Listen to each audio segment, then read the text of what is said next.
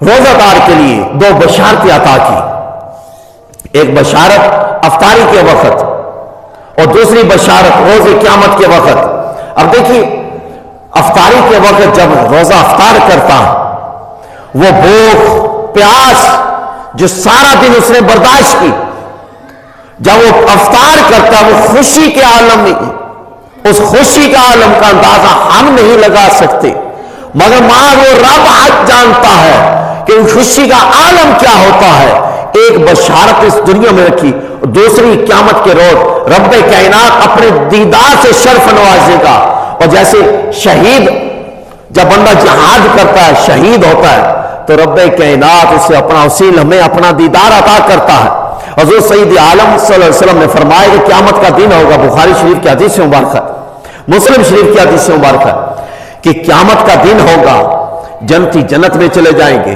اب یہ شہید ہوں گے، یہ شہید بھی جنت میں چلے گئے، اپنے مقام پر بیٹھے ہوں گے، اب پریشان ہوں گے، ان کے چہروں پر غم ہوں گے۔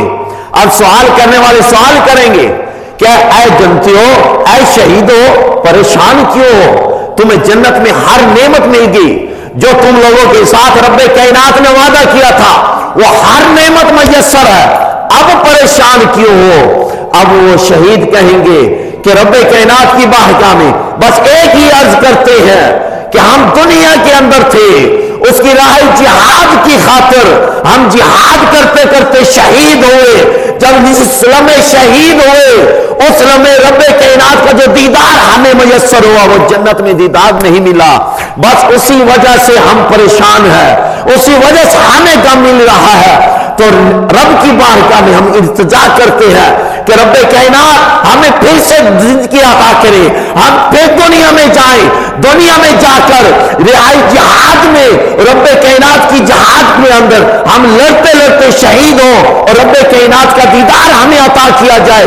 بس یہی ہم چاہتے کہ زندگی بھر ہمارا ایسا ہی چلتا رہے، ہمیشہ کے لیے ایسا معاملہ چلتا رہے۔ یہ خوشی شہیدوں کے لیے سب سے بڑھ کر ہے۔ اور جیسے شہید کا خون کا قطرہ زمین پر گرتا ہے، جیسے ہی زمین پر گرتا ہے شہید کے خون کا قطرہ، اسی لمحے رب کائنات اپنے دیدار سے شرف عطا کرتا ہے۔